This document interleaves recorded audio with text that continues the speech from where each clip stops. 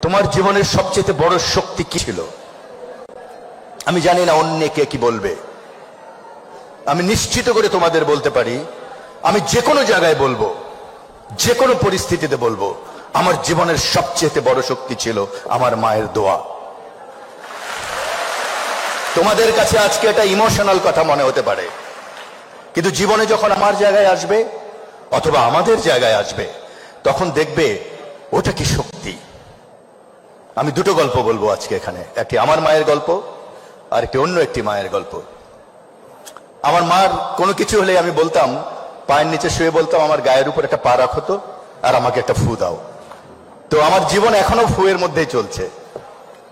আমি যখন ম্যাট্রিক পরীক্ষা দেই আগের রাতে, আমার অনেক জ্বর, অনেক অনেক জ্বর, 104 ডিগ্রি হবে।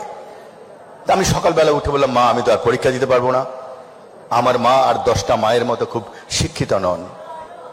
তা আমার মা বললেন, এটাকে হয় নাকি রে বাবা, তুমি যদি এবার পরীক্ষা না দাও তুমি তো 1 বছর ফেল করে যাবে। আমি বললাম, আমার তো কোনো উপায় নেই, আমি তো চোখে কিছু দেখছি না। উনি অনেক দোয়া টোয়া পরে আমাকে একটা ফু দিলেন, দিয়ে হাত ধরে বললেন, চলো যাই। পরীক্ষা 3 ঘন্টার জায়গায় প্রায় 2 ঘন্টা পরীক্ষা দিয়ে বেরিয়ে গেলাম। বাইরে মানে বিপর্যস্ত মা বসে আছেন, আমার ছেলে কি করছে ভেতরে। বাইরে বেরোলাম, বললো, কি পরীক্ষা শেষ হয়েছে, সব প্রশ্নের উত্তর দিয়েছো? আমি বললাম, না, মাত্র 34 প্রশ্নের উত্তর দিয়েছি, 34 নাম্বার। তো বলে, পাস কততে? আমি বললাম, পাস তো 33-এ। আমি বললাম, মা তোমার ফুয়ে আর কোনো কাজ হবে না। বলে, আচ্ছা কাজ না হোক, আসো না একটা ফু দেই। এবার ফুটে একটা নামাজ পড়ে দেই। ওখানে 2 রাকাত নামাজ পড়লেন, একটা ফু দিলেন সারা গায়ে। বিলিভ মি, এটা হয়তো এটা এক ধরনের কাকতালীয় ব্যাপার হতেই পারে, কিন্তু আমি আজও বিশ্বাস করি 34-এ 34-ই পেয়েছিলাম। সো আনিসুল হকের জীবনে ওই মার দোয়া দিয়ে আমার সারা জীবন, এখনো কোনো কিছু হলে মায়ের কবরের কাছে যাই, যে দাঁড়াই।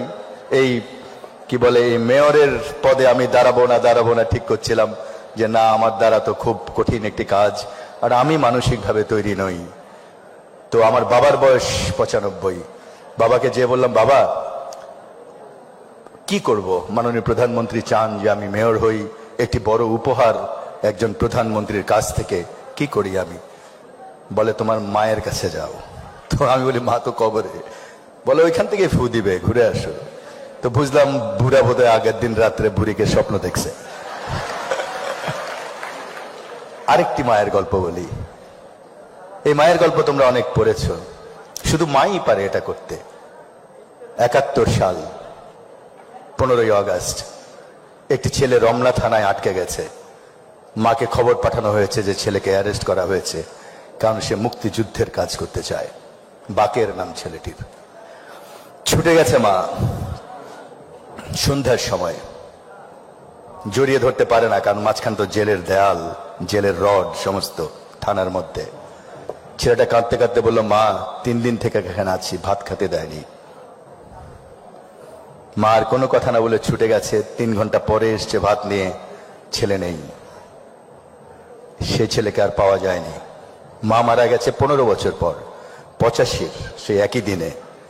এই 15 বছর সেই মা একটি ভাত খায়নি, একটি লোকমাও ভাত খায়নি, কারণ সে তার ছেলে বাকেরকে খাওয়া পা দিতে পারেনি। এই হলো মা। সুতরাং আমি তোমাদের বলি, এই বয়সে এসে, আমার বয়সে কিন্তু আমি বুঝতাম না যে মার বা বাবার দোয়া কত পরিশ্রম। ওদের একটা স্বপ্ন আছে তোমাকে নিয়ে, সেজন্যই এত কষ্ট করে তোমাকে পড়ায়। ওদের একটা স্বপ্ন আছে, বাচ্চা এটা হবে ওটা হবে। তোমার স্বপ্নের সঙ্গে সেটি নাও মিলতে পারে। স্বপ্ন নেই জীবনে এমন কোনো মানুষ নেই। স্বপ্ন মানুষকে বাঁচিয়ে রাখে। আমার বাবা, যার বয়স 95 বছর, গত 1 মাস থেকে যিনি খাট থেকে উঠতে পারেন না, তাকেও আমি স্বপ্ন দেখতে দেখি। 1 বছর আগে বা 8 মাস আগে স্বপ্ন ছিল যে ছেলে তো অনেক জায়গায় অনেক মাতবরি টাতবরি করেছে, ছেলেটা যদি মেয়র হয়। তার স্বপ্ন ছিল, তার একটি ছেলে, সে সেমি আর্মিতে কাজ করতো, আনসারে, সবসময় স্যালুট দিত। তো আমার ছোট ভাইকে বলল, আমি চাই আমার স্বপ্ন আমার কোনো ছেলে স্যালুট নিক। আমার ছোট ভাই খুব স্কলার ছেলে ছিল, সে তার স্বপ্ন ছেড়ে দিয়ে বাবার স্বপ্নের সঙ্গে নিজের স্বপ্ন মিলিয়ে আর্মিতে গিয়েছিল। আর এই বাবার স্বপ্ন ছিল 1 বছর আগে। আমার ছেলে তো আমার স্বপ্ন নিয়ে তার স্বপ্নকে ছেড়ে দিয়েছিল। তার স্বপ্ন ছিল স্কলার হওয়ার, সে বাবার স্বপ্নকে মিলাতে যে আর্মি হয়ে গেছে। সেই বাবার দোয়া, সেই মার দোয়া তার জীবনকে উজ্জ্বলিত করে দিয়েছে। তার স্বপ্ন ছিল তার ছেলে সেনাবাহিনী প্রধান হোক। আল্লাহ আমার মার, আমার বাবার সে স্বপ্ন পূরণ করেছে। তোমাদেরও বলি, মায়ের স্বপ্নের সঙ্গে বাবার স্বপ্নের সঙ্গে তোমার স্বপ্ন মিলবে এমন কোনো কথা নেই। আজকে সকালে আমার বাবা বলে, একটু দেশের বাড়িতে যাওয়া যায় না? আমি বলি, আমার বাবাকে তো হেলিকপ্টারেও নেওয়ার কোনো উপায় নেই। তার মানে কি? মানুষ মৃত্যুর আগের মুহূর্তে স্বপ্ন দেখে। আর তোমরা কত ভাগ্যবান যে তোমাদের স্বপ্নের সময় মাত্র শুরু হলো। সুতরাং আমার মনে হয়, আমার বাবা বলতেন, সব মুরব্বীরা বলেন, তোমাদের টিচাররা বলেন, জীবনের এই স্বপ্ন দেখাকে বড় করে স্বপ্ন দেখো। জীবনের 40 বছর বয়সে কি হতে চাও, 45 বছর বয়সে কি হতে চাও, 50 বছর বয়সে কি হতে চাও, সেই স্বপ্ন দেখো। আমার স্ত্রীকে আমি সব সময় বলি যে তুমি মাফিয়ার চেয়েও খারাপ। তো বলে কেন? তো mafia wants either your life or your money, but you wife's you want both, life and money. তো তার একটি গল্প আমি তোমাদের বলি, তাহলে বুঝবে মানুষের স্বপ্ন, মানুষের দৃঢ়তা মানুষকে কোথায় নিয়ে যেতে পারে। একসময় আমি টেলিভিশনে, মোটামুটি তোমাদের জন্মও হয়নি তখন, হয়তো এনারা জানেন যে টেলিভিশনে আমার মোটামুটি পরিচিত ছিল। তখন আমার স্ত্রী, তিনি কখনো সেকেন্ড হননি জীবনে।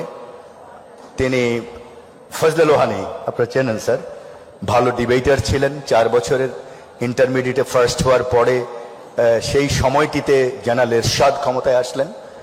জেনারেল এরশাদ ক্ষমতায় আসার পরে একটি সন্ধ্যায় আমাদেরকে ডেকে নিয়ে যাওয়া হলো। ফজলে লোহানী ছিলেন সেখানে, আমার স্ত্রী অন্যদিকে প্রোগ্রাম করতেন, আমি তরুণ হিসেবে একটা প্রোগ্রাম করতাম। তো কখনো কখনো আমার প্রোগ্রামটি অনেক ভালো হয়ে যেত আর কি। সে এক ধরনের হিংসা প্রতিহিংসা ছিল। তখনও তিনি আমার স্ত্রী হননি। এক সন্ধ্যায় আমাদেরকে তুলে নিয়ে যাওয়া হলো। তুলে নিয়ে যাওয়ার পর ছোট্ট করে বলি, যে প্রোগ্রামটি আমাদের দ্বারা করতে বলা হলো, ছেলেদেরকে বলা ইউনিভার্সিটির এই স্ট্রাইকের সময়, হরতালের সময়, যে তোমরা স্ট্রাইক করো না, হরতাল করো না, তোমরা বাস করো না, এই ছিল আইটেম। আমি পালিয়ে এসেছিলাম আর্মি হেডকোয়ার্টার থেকে, সে পালিয়ে আসতে পারেনি। লোহানী সাহেবকে একটা প্রোগ্রাম করতে হয়েছিল। সেই লোহানী, যিনি সবচেয়ে বড় একটি উপস্থাপক ছিলেন, বিশাল একজন সাংবাদিক ছিলেন, একটি 10 মিনিটের প্রোগ্রাম তার জীবন ঘুরিয়ে দিয়েছিল। তেমনি ভাবে আমার স্ত্রী সেদিন করতে হয়েছিল তৎকালীন, তখন আমার স্ত্রী হয়নি। আমি তাকে বলেছিলাম পালিয়ে যাও, আমি পালিয়ে যাচ্ছি আজকে প্রধানমন্ত্রীর এই দফতর থেকে। সে বলেছেন আমি করব। মিস্টার আনিসুল হক, তার ল্যাঙ্গুয়েজ আমি বলি, আপনার নিজের চরকায় তেল দেন, আমার চরকায় তেল দেওয়ার দরকার নেই। সেদিন সন্ধ্যায়, না না, তালির না, একটি 10 মিনিটের প্রোগ্রাম, একটি মেয়ে জীবনে যে সেকেন্ড হয়নি তার জীবন ঘুরিয়ে দিল। সে আর কোনোদিন ইউনিভার্সিটি যেতে পারেনি, কোনোদিন না। তার গাড়ি পুড়িয়ে দেওয়া হয়েছিল 3 মাস পরে, তার গায়ে আগুন লেগে দিয়ে হয়েছিল। এটি শুধু হয়েছিল টেলিভিশনের কল্যাণে। সে যেভাবে প্রোগ্রামটি করেছিল তার কথাগুলো প্রচারিত করা হয়নি। সেই মানুষটি, যাকে মাফিয়া বলি, সেই মানুষটি 22 বছর পরে গ্র্যাজুয়েশন দিয়েছে। 22 বছর সে ঠিকমতো জীবনের সংগ্রামের জন্য পড়াশোনা করতে পারেনি, ফার্স্ট হয়েছে। 25 বছর পর মাস্টার্স দিয়েছে, ফার্স্ট হয়েছে। 28 বছর পরে ডক্টরেট করেছে ইংলিশিতে। এখন she is one of the 100 lady of the world, বিবিসির নির্বাচিত, বাংলাদেশ থেকে একমাত্র। শি রাইটস এভরি ওয়েডনেসডে ওই যে editorial pad in daily star. এবছর সে বাংলাদেশের দ্য বেস্ট এন্টারপ্রেনিয়ার ডেইলি স্টারের। ব্যবসা করে, ও ব্যবসা করে, আনিসুল হক ও কামায়, আনিসুল হক খায়। এন্ড এই গল্পটা তোমাদের এই জন্য বললাম, জীবনে অনেক ধরনের ভাঙন আসবে। তোমরা যারা মধ্যবিত্ত পরিবার, দেখবে যে এক সময় বাবা পড়াতে পারছে না, দেখবে যে এক সময় তুমি কোনো কারণে নর্মাল গতি থেকে হারিয়ে গেছো। Don't lose your courage. এত বড় একটি স্বপ্ন যদি 15 বছর আগেও কিন্তু সবুজ সাহেবের এই স্বপ্ন ছিল না, 20 বছর আগে তো ছিলই না। এত বড় একটি স্বপ্নের বাগান যদি তৈরি করতে পারেন সবুজ সাহেব, এরকম আরো অনেক। একজন সামান্য একটি মধ্যবিত্ত ঘর থেকে উঠে এসে আনিসুল হক যদি ছোটখাটো মেয়র হতে পারে, তোমরা তো পৃথিবী জয় করতে পারো। You can win the world. And please have your confidence এই একটি জিনিসই মানুষকে বদলিয়ে দেয়। যদি হাওয়া খেতে হয় তাহলে নদীর তীরে যেতে হয়, যদি সুন্দর সাগর দেখতে হয় কক্সবাজারে যেতে হয়, যদি সুন্দর পর্বত দেখতে হয় হিমালয়ে যেতে হয়, যদি ভালো মানুষ হতে হয় ভালো মানুষের সঙ্গে মিশতে হয়, ভালো মানুষের কথা পড়তে হয়। ভালো মানুষের বই পড়ো, ভালো মানুষের জীবনী পড়ো। আর আজকে এখানে যারা এসছো 5-7 বছর পরে কোথাও যেন তোমাদের সঙ্গে দেখা হয় এবং যেন বলো আনিস সাহেব আমি এটি হয়েছি, তোমাদের জন্য সেই দোয়াই রইল। আমাকে আজকে এখানে আমন্ত্রণ করার জন্য অনেক অনেক ধন্যবাদ।